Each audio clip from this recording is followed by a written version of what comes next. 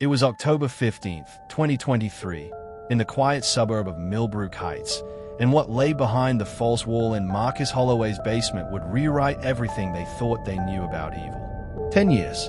That's how long Marcus had been gone without a trace. 10 years of his wife Elena searching, pleading, hoping he'd walk back through their front door. 10 years of police files gathering dust and leads going cold. But Marcus hadn't just disappeared. He'd been preparing, planning, creating something so twisted, so methodically cruel, that even seasoned investigators would struggle to sleep for months afterward. What they found that autumn morning wasn't just evidence of a crime. It was a masterpiece of psychological torture, engineered by a man who had spent a decade perfecting the art of suffering. To understand the monster, you first have to know the man everyone thought Marcus Holloway was. In 2013, Marcus was the kind of person neighbors actually liked. A 34-year-old insurance adjuster with an easy smile and a habit of helping elderly Mrs. Chen with her groceries. He'd been married to Elena for 8 years, a love story that began at a coffee shop near the university where she taught literature. Elena Rodriguez Holloway was brilliant, beautiful, and completely devoted to her husband. She taught Victorian literature with a passion that made even the most reluctant students fall in love with Dickens and Bronte. Her colleagues described her as luminous, the kind of person who made others feel seen and valued. Their marriage seemed solid to everyone who knew them. Marcus would surprise Elena with handwritten notes tucked into her lecture books. She'd cook elaborate dinners for his co-workers, transforming their modest dining room into something magical with candles and flowers from their garden. But there were cracks, hairline fractures in their perfect facade that only Elena noticed. The way Marcus's jaw would tighten when she spoke to male colleagues at faculty parties. How he'd grown increasingly possessive, questioning her about every conversation, every email, every moment she spent away from him. He started changing after we'd been married about 6 years. Elena would later tell investigators, her voice barely above a whisper. It was subtle at first. He'd ask who I'd talked to that day, but in this caring way, like he was just interested in my life. Then it became different, more demanding. He needed to know everything. Marcus's co-workers at Pinnacle Insurance saw none of this. To them, he was the guy who always picked up the check at happy hour, who remembered everyone's birthdays, who seemed genuinely invested in their success. His supervisor, Janet Walsh, would describe him as one of the most thoughtful employees I'd ever managed. But thoughtful was exactly the wrong word for what Marcus was becoming. October 15th, 2023. Elena had been living in their house alone for 10 years, unable to sell it, unable to move on, clinging to the hope that someday she'd get answers about where her husband had gone. The call came at 6:47 a.m. Elena's voice was barely recognizable, fractured by panic and something else, something that sounded almost like relief. "I found something," she whispered into the phone. "In the basement, behind the wall. Oh God, I found what he left behind." Detective Martinez arrived within 20 minutes, followed by the crime scene unit. Elena met them at the front door, her hands shaking so violently she could barely hold her coffee mug. Her dark hair, usually pulled back in an elegant bun for her morning classes, hung loose around her shoulders. She looked like she'd aged 5 years in the past hour. "I was cleaning," Elena explained, her voice hollow. "I've been cleaning out the basement, finally trying to move forward. I knocked over a box of his old files, and when I went to pick up the papers, I noticed the sound was different when they hit the wall." "Hello." She led them downstairs to the basement, a typical suburban finished space with wood paneling and fluorescent lights. But there, behind Marcus's old desk, a section of the wall sat slightly askew. "I pushed on it," Elena continued, "and it just opened, like a door." What Detective Martinez saw when she shined her flashlight into that hidden space would haunt her for the rest of her career. The room was maybe 8 feet by 10 feet, with no windows and soundproof padding on every surface. But it wasn't empty. Along one wall sat dozens of bankers' boxes, each labeled with a name and date. Along another wall, a sophisticated recording setup with multiple cameras and monitors. And in the center, a single chair with leather restraints, positioned to face the cameras. But it was the content of those boxes that made Detective Martinez's blood run cold. The boxes contained the lives of 7 women, documented with obsessive precision. Each box held hundreds of photographs, taken from a distance with a telephoto lens. Pictures of women going to work, grocery shopping, picking up dry cleaning, having coffee with friends. Ordinary moments turned sinister by the knowledge that someone was watching, documenting, planning. There were detailed schedules written in Marcus's neat handwriting. Sarah Peterson leaves for work at 7:15 a.m. every Tuesday through Thursday. Takes lunch at Cafe Milano on Fridays. Yoga class Mondays and Wednesdays at 6 p.m. Page after page of surveillance notes, behavior patterns, vulnerabilities. Detective Martinez opened the box labeled Amanda Chen, 2014, with trembling hands. Inside, alongside the photos and notes, were personal items: a hair elastic, a pen, a receipt from Amanda's favorite bookstore.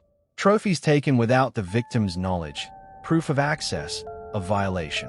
"This is a hunting ground," she whispered to her partner, Detective James Liu. He was hunting them. The investigation team worked around the clock, cross-referencing the names in the boxes with missing persons reports, assault cases, anything that might connect these women to actual crimes. What they found was a pattern more disturbing than random violence. It was systematic psychological terrorism. Amanda Chen, the first woman in the files, had suffered what appeared to be a complete psychological breakdown in late 2014. She'd started receiving gifts at her workplace: flowers with no card, chocolates left on her car windshield, personal items she'd lost mysteriously appearing in her mailbox. When she moved apartments, the gifts followed her. When she changed jobs, they appeared at her new office. Amanda had gone to the police repeatedly, but without evidence of actual threats, there was little they could do. The gifts weren't explicitly menacing. The surveillance wasn't provable.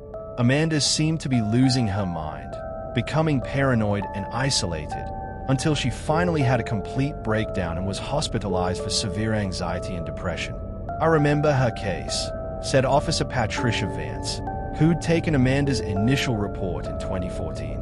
"She seemed so certain someone was watching her, but we could never find any evidence. She kept saying someone was inside her apartment, moving things around, but there were never signs of forced entry. We started to think she was having some kind of psychological episode." The pattern repeated across all 7 boxes. Women who'd reported feeling watched, followed, violated in ways they couldn't quite articulate. Women who'd changed their routines, moved homes, altered their entire lives to escape a threat they couldn't prove existed.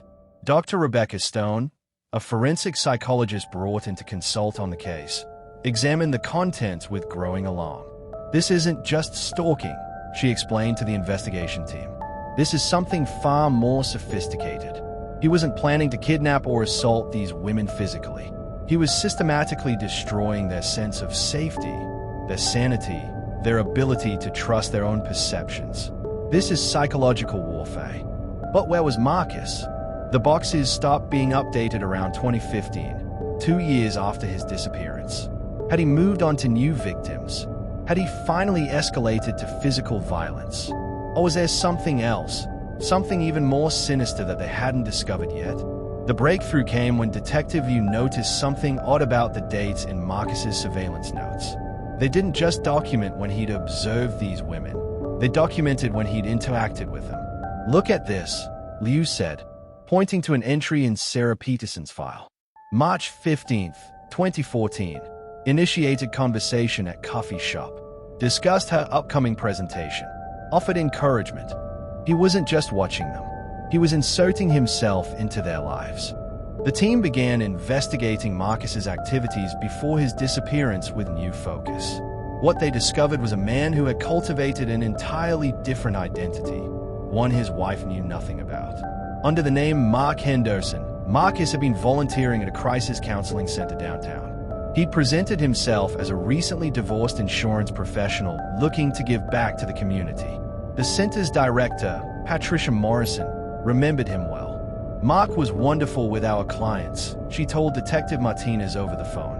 "So compassionate, especially with women who were dealing with stalking situations or anxiety disorders. He had this way of really understanding what they were going through." The blood in Martinez's veins turned to ice water. Marcus hadn't just been terrorizing these women from the shadows. He'd been there when they'd sought help, offering comfort, gaining their trust, learning their deepest fears and vulnerabilities. He'd been their counselor while simultaneously being their tormentor. The recorded sessions from the crisis center revealed the full scope of his manipulation.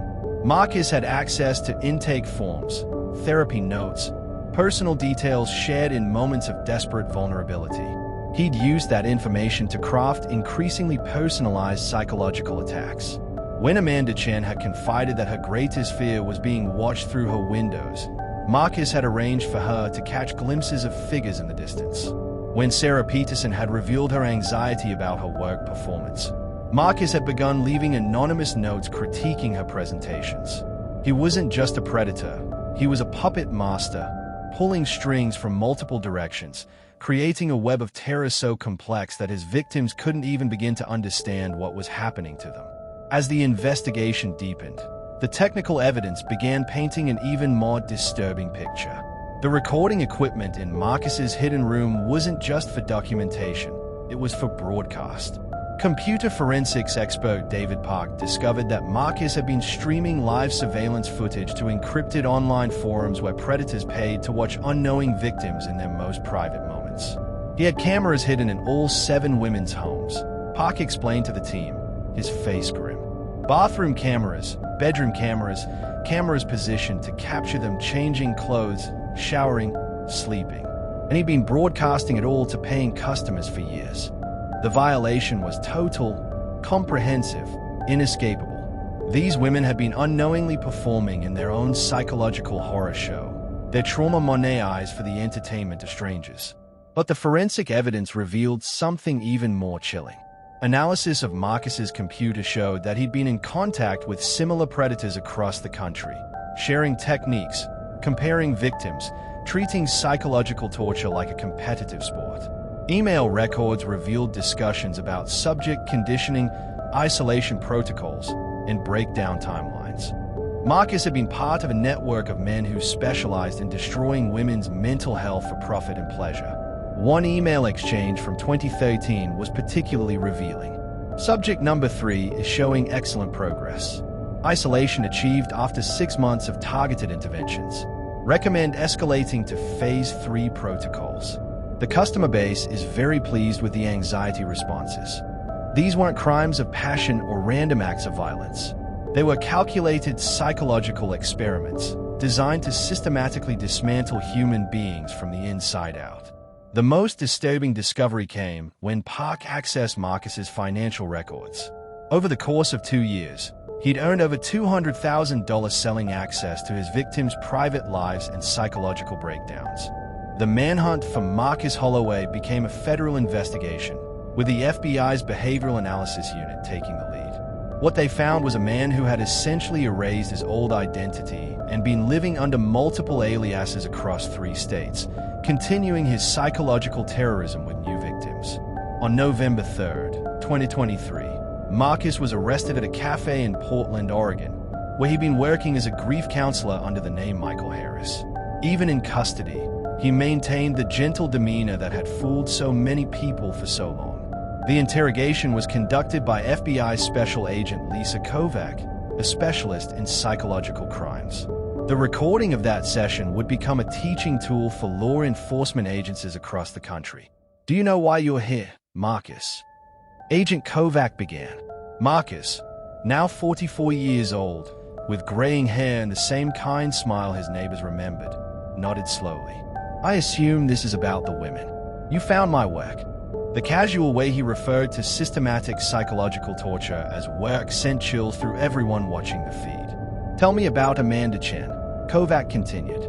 Marcus's eyes lit up with something that could only be described as professional pride. Amanda was beautiful, not physically, though she was attractive, but psychologically. She had this fascinating fragility, this need to be cared for. I gave her what she needed. You terrorized her into a mental breakdown. I helped her discover her true self, Marcus corrected, his voice remaining gentle, therapeutic even. Amanda lived in denial about her own vulnerability. I simply revealed the truth. She was always broken. I just made it visible. The session continued for 6 hours. Marcus showed no remorse, no recognition that his victims were human beings deserving of dignity and peace.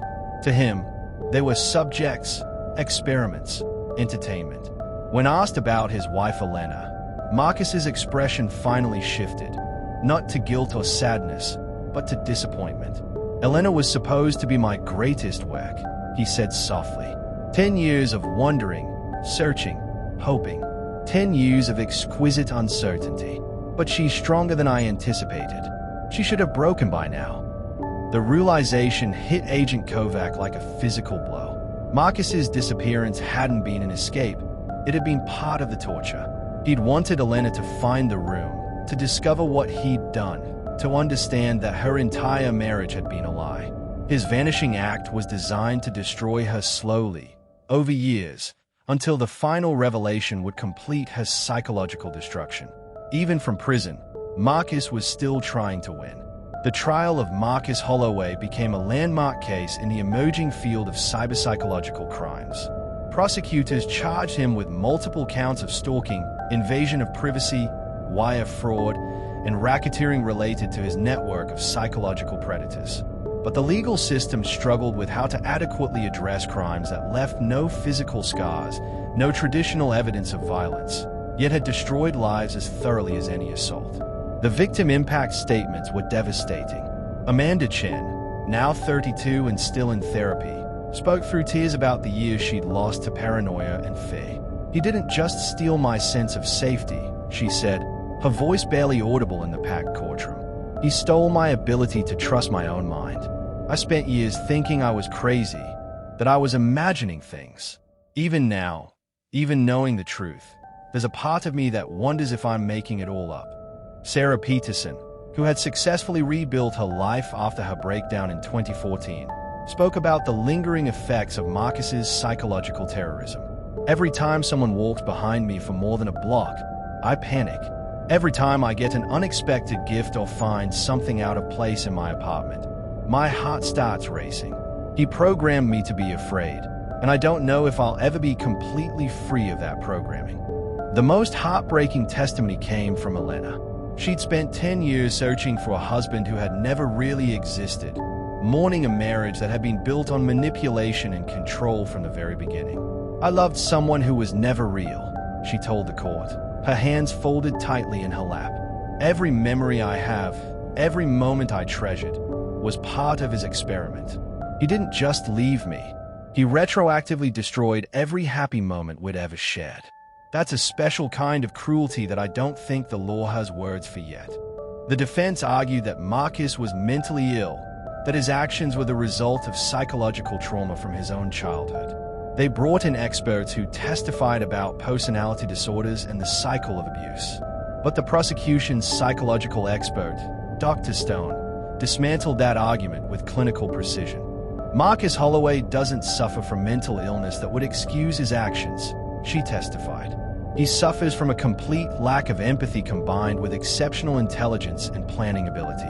He knew exactly what he was doing, understood completely that it was wrong, and did it anyway because he enjoyed it. This wasn't the behavior of someone who was out of control. It was the behavior of someone who was completely, calculatedly in control." The jury deliberated for less than 4 hours. Judge Rebecca Manning, in delivering the sentence, spoke directly to the broader implications of the case. "The defendant has pioneered a new form of violence, one that uses technology and psychological manipulation to destroy human beings as efficiently as any weapon," she said. "His crimes represent an evolution in predatory behavior that our society is only beginning to understand. The sentence must reflect not just the harm done to these specific victims, but the dangerous precedent this kind of systematic psychological terrorism sets." Marcus Holloway was sentenced to life in prison without the possibility of parole on the federal charges, plus an additional 180 years on state charges. It was the longest sentence ever handed down for crimes that involved no physical violence. As the sentence was read, Marcus showed the first genuine emotion of the entire trial. Not remorse, but annoyance, as if the proceedings were an inconvenience interrupting more important work. 3 months after Marcus's sentencing, Amanda Chen published a memoir about her experience titled The Invisible Predator. In it, she wrote, "We think of evil as loud, dramatic, obvious. We expect monsters to look like monsters. But the most dangerous predators are the ones who smile while they destroy you, who offer comfort while they engineer your suffering, who convince you that your destruction is your own fault." The Marcus Holloway case led to significant changes in how law enforcement approaches psychological crimes. The FBI created a new task force specifically focused on identifying and prosecuting psychological terrorism. 18 states passed new laws recognizing systematic psychological abuse as a form of assault. But perhaps the most important change came from the victims themselves. All 7 women Marcus had targeted became advocates for others dealing with psychological abuse. They created support networks, pushed for legal reforms, and helped identify other victims of similar crimes. Elena Holloway, she kept the name not out of sentiment but out of defiance, became a leading expert on psychological manipulation in domestic relationships. She returned to teaching, but now she also counsels other survivors of psychological abuse. Marcus thought he was conducting an experiment on human fragility, she said in her first television interview after the trial. But what he actually proved was human resilience. Every woman he targeted not only survived, we thrived. We rebuilt our lives, found our voices, and made sure no one else would have to go through what we did alone. The hidden room in Marcus's basement was dismantled, but not before it became evidence in 17 additional cases across 6 states. His network of psychological predators was systematically tracked down and prosecuted. What started as one man's twisted experiment became the key to unraveling an entire underground community of predators. Today, Marcus Holloway sits in a maximum security prison, serving his life sentence. He receives hundreds of letters from true crime enthusiasts and wannabe predators seeking advice. He answers none of them. In his final interview before disappearing into the prison system, Marcus was asked if he had any regrets. "Only one," he said, that same gentle smile playing across his lips. "I wish I'd thought to record Elena's reaction when she found the room. That would have been my masterpiece." Even in defeat, even facing the rest of his life behind bars, Marcus Holloway remained exactly what he'd always been, a man who found joy in human suffering, who saw other people not as fellow beings deserving of dignity and peace, but as subjects in his ongoing experiment in cruelty. The victims he left behind chose a different path. They chose healing over hatred, advocacy over anger, hope over despair. In doing so, they proved that even the most sophisticated psychological terrorism cannot ultimately destroy the human capacity for resilience, growth, and connection. Marcus Holloway thought he was conducting an experiment on human fragility. Instead, he provided the world with a masterclass in human strength.